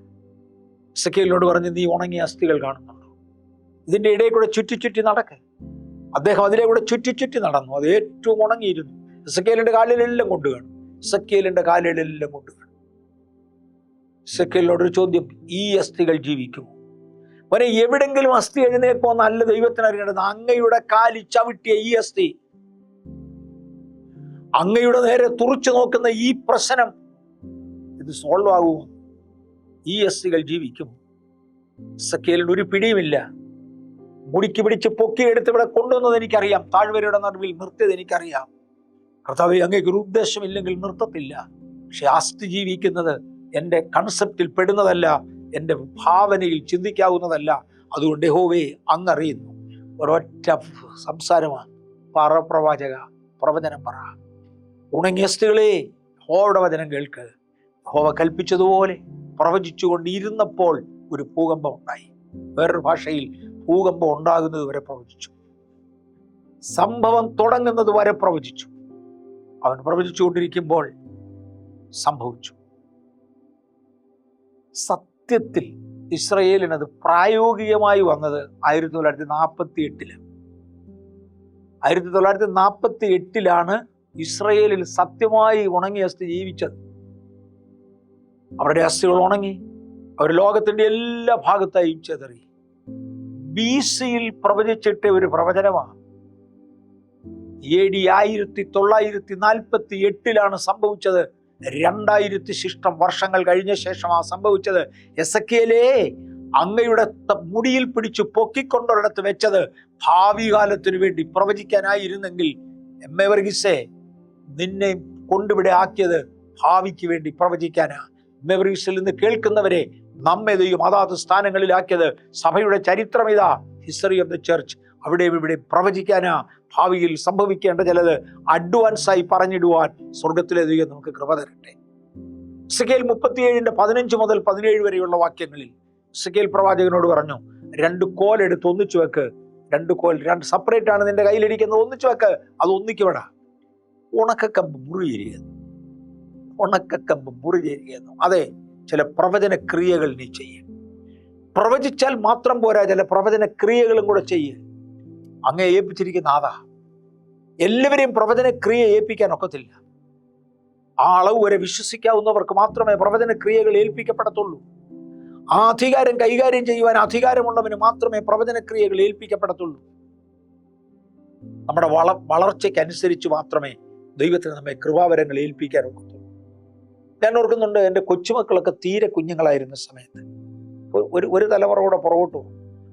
എൻ്റെ കുഞ്ഞുങ്ങൾ ചെറുതായിരുന്നപ്പോഴേ, ഞാൻ ബാംഗ്ലൂരിലെ നമ്മുടെ ചർച്ചിൽ, ബേഥേൽ ചർച്ചിൽ വരുന്ന സമയത്ത് എൻ്റെ മൂത്ത മോന് 10 വയസ്സ് പ്രായമുണ്ട്, രണ്ടാമന് 8 വയസ്സ് പ്രായമുണ്ട്. കുഞ്ഞുങ്ങളെ കടയിൽ പോകാൻ പഠിപ്പിക്കണം. കാര്യം എനിക്കെപ്പോഴും അവിടെ നിന്ന് മാർക്കറ്റിംഗ് ഷോപ്പിംഗ് പറ്റുകയില്ല. എൻ്റെ വൈഫ് അതൊന്ന് തീരെയും ചെയ്യത്തില്ല. അതുകൊണ്ട് 2 ആൺപിള്ളേരെ അധികം തന്നത്. ഇവന്മാരിത് പഠിക്കട്ടെ എന്നുള്ളത് കൊണ്ട് ഞാനന്ന് മക്കളെ കടയിൽ വിടുമായിരുന്നു. പ്രത്യേകിച്ച് ഇളയെ അവനെ വിടുമ്പോഴേ ഒറ്റ സാധനം വാങ്ങിക്കാനേ പറഞ്ഞയക്കത്തുള്ളൂ. വീട്ടിൽ കറണ്ട് പോയി എന്നിരിക്കട്ടെ, ഒരു മെഴുകുതിരിയും വേണം, ഒരു തീപ്പെട്ടിയും വേണം. ആദ്യമേ മോനെ പറഞ്ഞയക്കും, ഒരു 25 പൈസ എടുത്ത് കൊടുത്തേച്ച് പറയും, ഇതാ താഴത്തെ കടയിൽ കൊണ്ട് കൊടുത്തേച്ച് ഒരു മെഴുകുതിരി തരാൻ പറയും. ആ 25 പൈസ അവിടെ കൊണ്ട് കൊടുക്കുമ്പോൾ 25 പൈസയുടെ ഒരു മെഴുകുതിരി അയാൾ കൊടുക്കും. അതുകൊണ്ട് വീട്ടിൽ വരും. ഇനി വീട്ടിൽ വന്ന് 5 മിനിറ്റ് എടുക്കും പോയിച്ചു വരാൻ. അത്രയും ദൂരമേ ഉള്ളൂ. പോയിച്ചു വരാൻ 5 മിനിറ്റ് എടുക്കും. 5 മിനിറ്റ് കഴിഞ്ഞ് ഈ മെഴുകുതിരിയും കൊണ്ട് വരുമ്പോഴാണ് അടുത്ത 15 പൈസ എടുത്തേച്ച് കൊടുത്തേച്ച് പറയുന്നത് ഒരു തീപ്പെട്ടി വാങ്ങിച്ചുകൊണ്ട്. 2 കാര്യം ഒന്നിച്ചേൽപ്പിക്കത്തില്ല. കാര്യം ഒന്നിച്ചേൽപ്പിച്ചാൽ അവന് കഴിവില്ല. വല്ലപ്പോഴും എൻ്റെ ഭാര്യ പറയും കടുകില്ല വാങ്ങിച്ചുകൊണ്ടോ, അത് കഴിയുമ്പോൾ പറയും വെളിച്ചെണ്ണ വാങ്ങിച്ചുകൊണ്ടോ, അത് മറന്നു പോകുന്നതുകൊണ്ടൊക്കെയാണ്. എൻ്റെ മൂത്ത മോനെ 18 വയസ്സ് കംപ്ലീറ്റ് ചെയ്തു. പാസ്റ്റർ സുനിൽ, ഇന്നത്തെ പാസ്റ്റർ സുനിൽ ഡ്രൈവിംഗ് ലൈസൻസ് എടുത്തു. ഒരു ദിവസം അമ്മ ഇതുപോലെ പറയണ്ട, ഒരു തേങ്ങ വാങ്ങിച്ചുകൊണ്ട് വരണമെന്ന്. അവന് അമ്മയുടെ അടുക്കൽ ചെന്ന് പറഞ്ഞു, മമ്മി ഈ മാസത്തേക്ക് വേണ്ട കാര്യങ്ങളുടെ ലിസ്റ്റ് ഇതാ, ഞാൻ ഇനി കൊണ്ടുവരാം. എടാ ഓരോന്നോരോന്ന് ഓർക്കുമ്പോൾ പറഞ്ഞാൽ ശരിയാകില്ല മമ്മി, ഒന്നിച്ചു പറ. ആ പണ്ട് മെഴുകുതിരിക്കും തീപ്പെട്ടിക്കും 2 പ്രാവശ്യം വിട്ടത് ഓർമ്മയുണ്ട്. ആ കാലം കഴിഞ്ഞു. ഞാൻ കുറച്ചുകൂടെ വളർന്നു. അവനവൻ്റെ പ്രായത്തിനും വളർച്ചയ്ക്കും ഒത്തവണ്ണം മാത്രമേ ദൈവത്തിനും നമ്മെ എന്തെങ്കിലും ഏൽപ്പിക്കാൻ ഒക്കത്തുള്ളൂ. ഒരു കൊച്ചു കുഞ്ഞിൻ്റെ കയ്യിൽ 5 രൂപ കൊടുക്കുവാൻ നമ്മൾ മടിക്കും. കാര്യം കുഞ്ഞിനത് കൈകാര്യം ചെയ്യാൻ കഴിയത്തില്ല. പ്രായമായി കഴിഞ്ഞാൽ 5000 രൂപ കൈകാര്യം ചെയ്യുവാൻ, 5 കോടി കൈകാര്യം ചെയ്യാൻ അവന് കഴിയും. അന്നവനെ ഏൽപ്പിക്കും. ഞാൻ പ്രസംഗിക്കുന്നിടത്ത് എല്ലാവരും മാനസാന്തരപ്പെടണമെന്ന് എനിക്ക് ആശയമുണ്ട്. പക്ഷേ എൻ്റെ കഴിവ് എത്രയുമുണ്ട്, വളർച്ച എത്രയുമുണ്ട്, അത്രേ ദൈവത്തിന് ഏൽപ്പിക്കാൻ ഒക്കത്തുള്ളൂ. എല്ലാ രോഗികളും സൗഖ്യമാകണമെന്ന് എനിക്ക് ആശയമുണ്ട്. എനിക്കത് കൈകാര്യം ചെയ്യാനുള്ള കഴിവുണ്ടോ എന്ന് നോക്കിയ ശേഷം മാത്രമേ ദൈവത്തിന് കൃപാവരം എന്നെ ഏൽപ്പിക്കാൻ ഒക്കത്തുള്ളൂ. ഇന്ന് പകൽ ദൈവത്തിന് ചില കൃപാവരങ്ങൾ ഏൽപ്പിക്കേണ്ടതിന്, ദൈവകരങ്ങളിൽ വളരേണ്ടതിന് നമുക്ക് നമ്മെ ഒന്ന് ഏൽപ്പിച്ചു കൊടുക്കാം. ദൈവം പലതും ഏൽപ്പിക്കും. കൃപാവരങ്ങളുടെ കൂട്ടത്തിൽ എടുത്തു പറഞ്ഞു പ്രവചനം പ്രത്യേകം വാഞ്ചിക്കാൻ പറഞ്ഞു. പക്ഷേ താവോട്ട് എടുത്തു വരുമ്പോൾ പ്രവചനം മാത്രമല്ല, പ്രവചന ക്രിയകളിലേക്ക് പലതിനെ നടത്തി. പ്രോഫറ്റിക്കൽ ഡിക്ലറേഷൻ അത് വേറൊന്നാണ്. ദൈവമേ സ്തോത്രം. ഏലിശായുടെ കാലത്ത് 2 രാജാക്കന്മാരുടെ പുസ്തകം 13-ാം അധ്യായത്തിന്റെ 17-ാമത്തെ വാക്യത്തിൽ ഇസ്രായേൽ രാജാവ് ആകപ്പാടെ പ്രയാസത്തിലാണ്. ഏലിശ മരിക്കാൻ തുടങ്ങുന്നു, രോഗിയായി. ശത്രു രാജ്യങ്ങൾ യുദ്ധത്തിന് വേണ്ടി വന്ന് നിൽക്കുന്നു. ഇസ്രായേലിലെ പ്രവാചകൻ ഓടി എസക്കേൽ പ്രവാചകന്റെ ബെഡിന്റെ അടിയിൽ വന്നു. കട്ടിലിൽ മലർന്നു കിടക്കുകയാണെന്നാണ് എൻ്റെ വിശ്വാസം. ആ വായിക്കുന്ന ഭാഗങ്ങളിൽ നിന്ന് എനിക്ക് മനസ്സിലാകുന്ന 2 രാജാക്കന്മാരുടെ പുസ്തകം 13-ാം അധ്യായത്തിൽ നിന്ന് എനിക്ക് മനസ്സിലാകുന്നത്, അദ്ദേഹം വന്ന് പ്രവാചകന്റെ 2 സൈഡിലായി കട്ടിലേൽ കൈകൾ കുത്തി ഇസ്രായേൽ രാജാവ് കുനിഞ്ഞ് പ്രവാചകന്റെ മുഖത്തോട്ട് നോക്കിച്ച് പറഞ്ഞു, യജമാനനെ എന്തെങ്കിലും സഹായിക്കണേ, തന്റെ ശത്രു വന്ന് ആകെ നശിപ്പിക്കാൻ പോകുക. പ്രവാചകന്റെ ഒരു കൽപ്പന, എന്റെ അമ്പും വില്ലുവേട്, വില്ലിന്മേൽ അമ്പ് വെച്ച് കിഴക്കേ വാതിൽ തുറന്ന് അതിലൂടെ ഒരു അസ്ത്രം അയക്കി. കിഴക്കേ വാതിലൂടെ അസ്ത്രം പോയി കഴിഞ്ഞപ്പോൾ ഒരു പ്രോഫറ്റിക്കൽ ഡിക്ലറേഷൻ, അത് ജയത്തിന്റെ അസ്ത്രമാണ്. നീ എഴുതി വിട്ടത് ജയത്തിന്റെ അസ്ത്രമാണ്. പ്രവചനം വാക്കുകൊണ്ടാകാം, പ്രവചനം ക്രിയ കൊണ്ടാകാം, പ്രവചനം ഭാവിയെക്കുറിച്ചുള്ള ഡിക്ലറേഷൻ കൊണ്ടാകാം. ഏത് രീതിയിലും ഒരു പ്രവചനത്തിന് വേണ്ടി ദൈവം നമ്മെ ശക്തീകരിക്കട്ടെ. അമ്പ് തറപ്പിക്കും. മത്തായിയുടെ സുവിശേഷം 18:18 നിങ്ങൾ ഭൂമിയിൽ കിട്ടുന്നതെല്ലാം സ്വർഗത്തിൽ കെട്ടപ്പെടും. ഭൂമിയിൽ ചിലതെല്ലാം പ്രഖ്യാപിക്കുവാൻ, ചിലതെല്ലാം പിടിച്ചു കെട്ടുവാൻ സ്വർഗത്തിലെ ദൈവം നമ്മെ ആക്കിയിരിക്കുക. ചില ശക്തികളെ ബന്ധിച്ചവരുണ്ട്, അവർക്കായി ഞാൻ ദൈവത്തെ വാഴ്ത്തുന്നു. പല ശക്തികളെ ബന്ധിക്കുന്നവരുണ്ട്, അവർക്കായി ഞാൻ ദൈവത്തെ വാഴ്ത്തുന്നു. നമ്മിൽ ചിലർക്കും ആ സ്റ്റാൻഡേർഡിലേക്കൊന്ന് വളർത്താൻ കഴിയും. യെരമ്യാവിന്റെ പ്രവചനം 1-ാം അധ്യായത്തിന്റെ 10-ാമത്തെ വാക്യത്തിൽ നോക്കുക, നിർമൂലമാക്കുവാനും പൊളിപ്പാനും നശിപ്പിപ്പാനും ഇടിച്ചു കളവാനും പണിവാനും നടുവാനും വേണ്ടി ഞാൻ നിന്നെ ഇന്ന് ജാതികളുടെ മേലും രാജ്യങ്ങളുടെ മേലും ആക്കി വെച്ചിരിക്കുന്നു. യെരമ്യാവ് 1:10. ഞാൻ നിന്നെ ജാതികളുടെ മേൽ ആക്കി വെച്ചു. I have appointed you. ഞാൻ നിന്നെ നിയമിച്ചിരിക്കുക. ദൈവമേ, എൻ്റെ അമ്മയുടെ ഉദരത്തിൽ ഉരുവാകുന്നതിന് മുന്നമേ എന്നെ നിയമിച്ച ദൈവമേ. പൗലോസ് അപ്പോസ്തലൻ പറയുന്നത് പോലെ അങ്ങയുടെ പുത്രനാകുന്ന ക്രിസ്തുവിനെ എന്നിൽ വെളിപ്പെടുത്തുവാൻ അങ്ങേക്ക് തിരിഹിതമായപ്പോൾ എന്നെ ട്രെയിനപ്പ് ചെയ്ത് നേരെ നിർത്തി. എൻ്റെ തിരഞ്ഞെടുപ്പിനായി സ്തോത്രം. ആ തിരഞ്ഞെടുപ്പിലേക്ക് എന്നെ കൊണ്ടുവരുവാൻ സഭയുടെ മാതൃക ഇതാ. നമുക്ക് ആ മാതൃകയിലേക്കൊന്ന് പോകാം, ദൈവരാജ്യം കൊണ്ടുവരേണ്ടതിന് വേണ്ടി. വെളിപ്പാട് പുസ്തകം 2-ാം അധ്യായത്തിന്റെ 26-ാമത്തെ വാക്യത്തിൽ ജയിക്കുകയും ഞാൻ കൽപ്പിച്ച പ്രവൃത്തികളെ അവസാനത്തോളം അനുഷ്ഠിക്കുകയും ചെയ്യുന്നവന് എൻ്റെ പിതാവ് എനിക്ക് തന്നതുപോലെ ഞാൻ ജാതികളുടെ മേൽ അധികാരം കൊടുക്കും. ജയിക്കുകയും ഞാൻ കൽപ്പിച്ച പ്രവർത്തികളെ അവസാനത്തോളം അനുഷ്ഠിക്കുകയും ചെയ്യുന്നവനെ. നമ്മൾ ചിലതിലെല്ലാം ജയിച്ചേച്ച് ദൈവം കൽപ്പിച്ച പ്രവർത്തികൾ അനുഷ്ഠിക്കാതെ വന്നാൽ അത് കംപ്ലീറ്റ് ഗ്രേസ് ആണെന്നൊക്കെ പറഞ്ഞേക്കാം. എൻ്റെ മേലുള്ള തുണിയെല്ലാം നീതി പ്രവൃത്തികളെല്ലാം കറപുരണ്ട വസ്ത്രം പോലെയാണ്. ദൈവത്തിന്റെ നീതിയുടെ അങ്കി ദൈവം എന്നെ ധരിപ്പിച്ചിരിക്കുക എന്നൊക്കെ എനിക്ക് ഒരിടത്തുനിന്ന് പറയാം. ഇതൊക്കെ ശരിയാ മോനെ. രക്ഷ സൗജന്യമാണെങ്കിലും പ്രതിഫലം സൗജന്യമല്ല. പ്രതിഫലം പ്രവൃത്തിക്ക് അടുത്ത പ്രതിഫലമാണ്. പ്രവൃത്തികൾക്ക് അടുത്ത പ്രതിഫലമാണ്. ജയിക്കുകയും ഞാൻ കൽപ്പിച്ച പ്രവൃത്തികളെ അവസാനത്തോളം അനുഷ്ഠിക്കുകയും ചെയ്യുന്നവന് എൻ്റെ പിതാവ് എനിക്ക് തന്നതുപോലെ ഞാൻ ജാതികളുടെ മേൽ അധികാരം കൊടുക്കും. ഭാവിയിലും അധികാരമുണ്ടായിരിക്കും. ഇന്ന് ദൈവം ഇവിടെ ഒരു അധികാരം തന്നു, സ്തോത്രം. ഭാവിയിലും നമ്മുടെ മേൽ ഒരു അധികാരം ഉണ്ടായിരിക്കും. കൊലോസ്യ ലേഖനം 2-ാം അധ്യായത്തിന്റെ 14-ാമത്തെ വാക്യത്തിൽ അതിക്രമങ്ങളൊക്കെയും നമ്മോട് ക്ഷമിച്ച് ചട്ടങ്ങളാൽ നമുക്ക് വിരോധവും പ്രതികൂലവുമായിരുന്ന കൈയെഴുത്ത് മായിച്ച് ക്രൂശിൽ തറച്ചു നടുവിൽ നിന്ന് നീക്കിക്കളഞ്ഞു. വാഴ്ചകളെയും അധികാരങ്ങളെയും ആയുധവർഗം വെപ്പിച്ചു. ക്രൂശിൽ അവയുടെ മേൽ ജയോത്സവം കൊണ്ടാക്കി അവരെ പരസ്യമായ കാഴ്ചയാക്കി. യേശു നമുക്ക് തന്ന ദൈവിക ജയത്തിനായി ഞാൻ കർത്താവിനെ വാഴ്ത്തുന്നു. മത്തായിയുടെ സുവിശേഷം 12-ാം അധ്യായം 29-ാമത്തെ വാക്യത്തിൽ ബലവാനെ പിടിച്ചു കെട്ടിയിട്ടല്ലാതെ ബലവാന്റെ വീട്ടിൽ കടന്ന് അവന്റെ കോപ്പ് പിടിച്ചു കെട്ടിയാൽ പിന്നെ അവന്റെ വീട് കവർച്ച ചെയ്യാം. ബലവാൻ എന്നവിടെ പറയുന്ന സാത്താനെ കുറിച്ചാണ്. ഇന്ന് പകൽ ദൈവത്തിന് നമ്മോട് പറവാനുള്ളത്, ബലവാനെ ബന്ധിക്കുവാൻ നാവിന്റെ മേലൊരു അധികാരം. നിങ്ങൾ ഭൂമിയിൽ കെട്ടുന്നത് സ്വർഗത്തിൽ കെട്ടപ്പെടും. നിങ്ങൾ ഭൂമിയിൽ അഴിക്കുന്ന സ്വർഗത്തിൽ അഴിഞ്ഞിരിക്കും. ചില ബലവാന്മാരെ പിടിച്ചു കെട്ടുവാൻ ശക്തിയുള്ള ഒരു അഭിഷേകം നമ്മുടെ നാവിന്മേൽ ഉണ്ടാകട്ടെ. കർത്താവേ, ഞങ്ങളുടെ നാവുകൾ, ഞങ്ങളുടെ അധരങ്ങൾ ദൈവിക ശക്തി ധരിപ്പിച്ചതായി കർത്താവ് ഞങ്ങളെ ഉപയോഗിക്കണമേ. എന്നോട് ഒരിക്കൽ പരിശുദ്ധാത്മാവ് ഇടപെട്ടിയ ഒരു പദമുണ്ട്. നീ അധർമ്മമായത് ഉപേക്ഷിച്ച് യോഗ്യമായത് മാത്രം പറഞ്ഞാൽ, അധമമായത് ഉപേക്ഷിച്ച് യോഗ്യമായത് മാത്രം പറഞ്ഞാൽ ഞാൻ നിന്റെ വായെ എൻ്റെ വായാക്കും, നിന്റെ നാവിനെ എൻ്റെ നാവാക്കും. എവിടെയെങ്കിലും ഒരു അത്ഭുതത്തിനായി, വീര്യപ്രവൃത്തിക്കായി, ദൈവം കേൾക്കുന്ന ഒരു അപേക്ഷയ്ക്കായി നമ്മുടെ നാവുകൾ മാറേണ്ടതിനു വേണ്ടി അയോഗ്യമായതിനെ വിട്ട് യോഗ്യമായത് എടുക്കുവാൻ കർത്താവിൻ്റെ നാമത്തിൽ നമുക്കൊന്ന് ഒരുങ്ങാം. സഭയുടെ പ്രാക്ടീസ് അതാണ്, സഭയുടെ പാറ്റേൺ അതാണ്, സഭയുടെ നിയോഗം അതാണ്, സഭയുടെ നിയമം അതാ. സാത്താനെ കീഴടക്കുവാൻ യേശു നമുക്ക് തന്ന അധികാരം ഉപയോഗിപ്പാൻ. ഞാൻ ഒരു പ്രാവശ്യം കൂടെ ആ ഫണ്ടമെന്റൽ സ്റ്റേറ്റ്മെന്റിൽ പോട്ടെ. ദൈവം ഒരിക്കലും ഒറ്റയ്ക്കൊരു കാര്യം ചെയ്തില്ല. ചെയ്യുന്നതെല്ലാം ദൈവമാണ്, നോ ഡൗട്ട് ദൈവമാണ്. പക്ഷെ ദൈവം ഒരിക്കലും ഒരു കാര്യവും ഒറ്റയ്ക്ക് ചെയ്യത്തില്ല. തൻ്റെ കയ്യിൽ ഇണങ്ങിയ ആയുധമായി പ്രയോജനപ്പെടുന്ന ഒരു അഭിഷക്തനെ ദൈവം എല്ലാ രംഗങ്ങളിലും ഉപയോഗിക്കും. ഈ ദിവസങ്ങളിൽ ദൈവിക അഭിഷക്തന്മാരാകുവാൻ കർത്താവിൻ്റെ കരങ്ങളിലേക്ക് ഏൽപ്പിക്കാം. ചർച്ച് ഗ്രോത്ത്, ദൈവസഭയുടെ പണി. പുതിയ നിയമസഭയിൽ എങ്ങനെയാണ് യേശുവിൻ്റെ പാറ്റേൺ എന്തായിരുന്നു? സുവിശേഷീകരണത്തിൽ അത്ഭുതങ്ങൾ കൊണ്ട് ആരംഭിച്ചു. യേശു തൻ്റെ ശിഷ്യന്മാരെ എങ്ങനെ? നിങ്ങൾ പോകുമ്പോൾ അശുദ്ധാത്മാക്കളെ പുറത്താക്ക്. 2, നിങ്ങൾ രോഗികളെ സൗഖ്യമാക്ക്. 3, പ്രസംഗിക്ക്, ദൈവരാജ്യം സമീപിച്ചിരിക്കുന്നു എന്ന് പ്രസംഗിക്കുക. പുതിയ നിയമസഭ ശുശ്രൂഷ ആരംഭിച്ചത് എങ്ങനെയാണ്?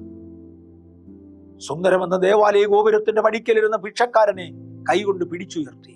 പത്രോസ്, അങ്ങയുടെ കൈകൊണ്ട് എത്രയോ അത്ഭുതങ്ങൾ നടന്നു, അപ്പസ്തലന്മാരുടെ കൈയാൽ ഏറിയ അടയാളങ്ങൾ നടന്നു എന്ന് അപ്പസ്തലപ്രവൃത്തി 2 തന്നെ അവിടെ മുതൽ ഏറിയ അടയാളങ്ങൾ നടന്നു. പഴയ നിയമത്തിലെ പ്രവാചകന്മാരെ ദൈവം ഉപയോഗിച്ചു, നേതാക്കന്മാരെ ദൈവം ഉപയോഗിച്ചു, ദാവീദിനെ ദൈവം ശക്തമായി ഉപയോഗിച്ചു, മോശയെ ഉപയോഗിച്ചു, യോശുവയെ ഉപയോഗിച്ചു, അഭിഷക്തന്മാരെ ഒക്കെ ഉപയോഗിച്ചു.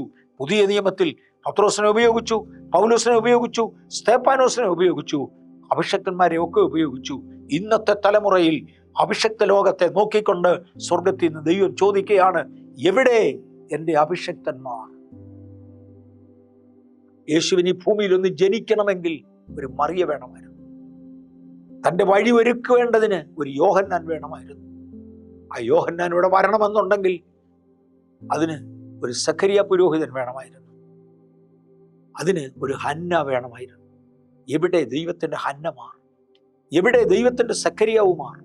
എവിടെ ദൈവത്തിൻ്റെ പത്രോസന്മാർ? എവിടെ ദൈവത്തിൻ്റെ യാക്കോബുമാർ? നമ്മുടെ ഇടയിലുണ്ട്. വെളിയിലെങ്ങും പോകണ്ട, വെളിയിലെങ്ങും തപ്പണ്ട, നമ്മുടെ ഇടയിലുണ്ട്. പത്രോസിന്റെ കാലം പോയി, അദ്ദേഹം മടങ്ങി വരത്തില്ല. യോഹന്നാന്റെ കാലം പോയി, അദ്ദേഹം മടങ്ങി വരത്തില്ല.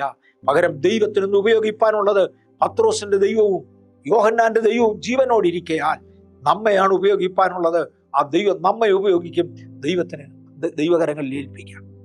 മീഖയുടെ പുസ്തകം 4:1 അന്ത്യകാലത്തെ യഹോവയുടെ ആലയമുള്ള പർവ്വതം പർവ്വതങ്ങളുടെ ശിഖരത്തിൽ സ്ഥാപിതവും കുന്നുകൾക്ക് മീതെ ഉന്നതവുമായിരിക്കും.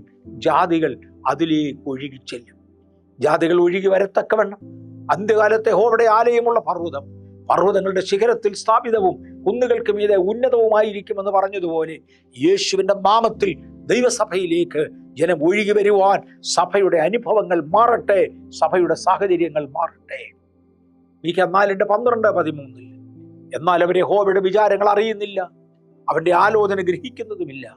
കറ്റകളെ പോലെ അവൻ അവരെ കളത്തിൽ കൂട്ടുമല്ലോ. സിയോൻ പുത്രിയെ എഴുന്നേറ്റ് മെതിക്കുക, ഞാൻ നിന്റെ കുളമ്പിനെ ഇരുമ്പും നിന്റെ കൊമ്പുകളെ താമ്രവുമാക്കും.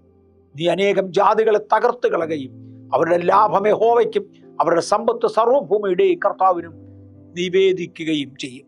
ഇന്ന് പകൽ ചിലതെല്ലാം കർത്താവിന് വേണ്ടി നിവേദിക്കുവാൻ കർത്താവ് നമ്മെ ശക്തീകരിക്കട്ടെ. ദൈവത്തിന് വേണ്ടി നിവേദിക്കുവാൻ. പഴയ നിയമത്തിൽ ശപഥാതീത വസ്തു എന്നൊക്കെ പറയും. നിനക്ക് വീട്ടിൽ കൊണ്ടുപോകാനല്ല ഇത്, നിനക്ക് വീട്ടിൽ കൊണ്ടുപോകാനല്ല, അത് ദൈവത്തിന് വിശുദ്ധമായി നിവേദിക്കുവാൻ. ചിലതെല്ലാം ദൈവത്തിന് നിവേദിക്കുവാൻ കർത്താവ് എന്നെയും നിങ്ങളെയും ഒരു പ്രാവശ്യം കൂടെ ശക്തീകരിക്കട്ടെ. ഞാൻ യെശയ്യാവിന്റെ പുസ്തകം 26-ാം അധ്യായം 16 മുതൽ 21 വരെയുള്ള വാക്യങ്ങൾ ദയവായി വായിക്കണം.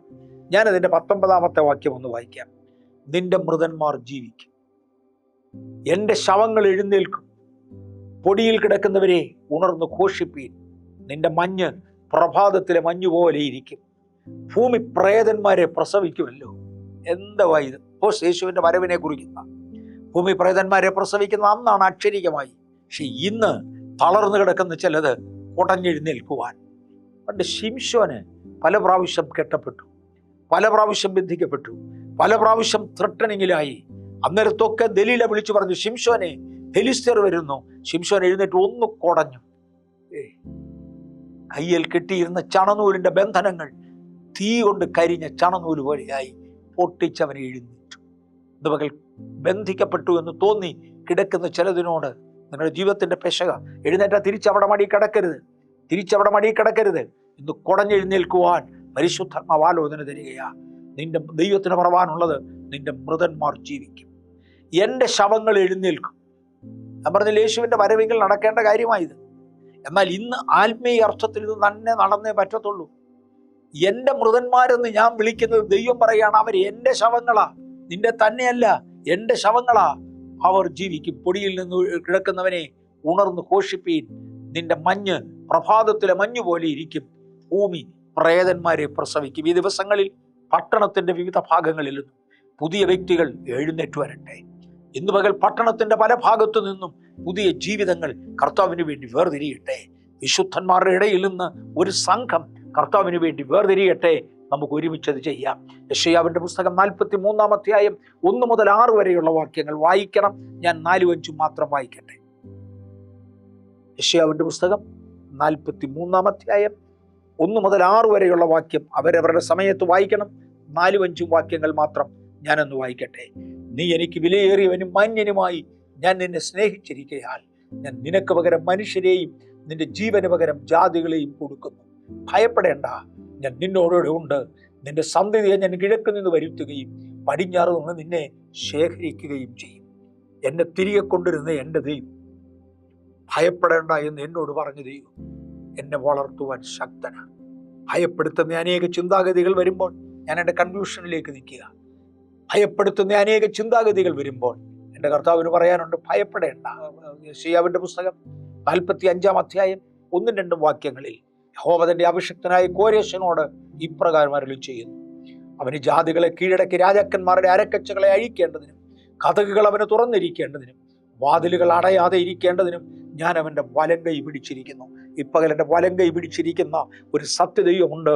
ഞാനും എൻ്റെ കൈ കൊണ്ട് എൻ്റെ ദൈവത്തിൻ്റെ വലങ്കരം പിടിക്കുക.